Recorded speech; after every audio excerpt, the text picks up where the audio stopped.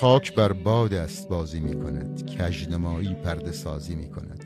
این خاک رو نگاه کن، باد که بهش میخوره میاد بالا، گردباد میشه، پرده سازی میکنه، بازی میکنه رو خاک.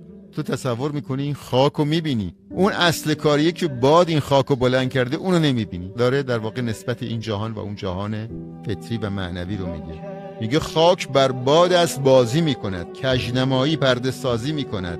این که بر کار است بیکار است تو پوست، این خاکه وان که پنهان است مغز و اصل است. اصل اون باده که این خاک رو تکون میده، اصل اون روح و فطرت الهیه که به وجود ما هویت و تعریف میده، نه این جسمی که ما همه آرزوهاشو برآورده میکنیم. از برآورده کردن آرزوهای اون یوسف غافل هستیم. خاک همچون آلتی در دست باد، باد را دان عالی و عالی نژاد. خاک آلت دست باده، چشم خاکی را به خاک افتد نظر. آدمایی که چشمشون خاکیه فقط خاک رو میبینید. بادبین چشمی بود نومیدگی، اما بخوای بادبین باشی یک چشمی میخواد سرشار از نگاه معرفتی، یک عینکی میخواد که بتونه قابلیت شهود و معرفت داشته باشه.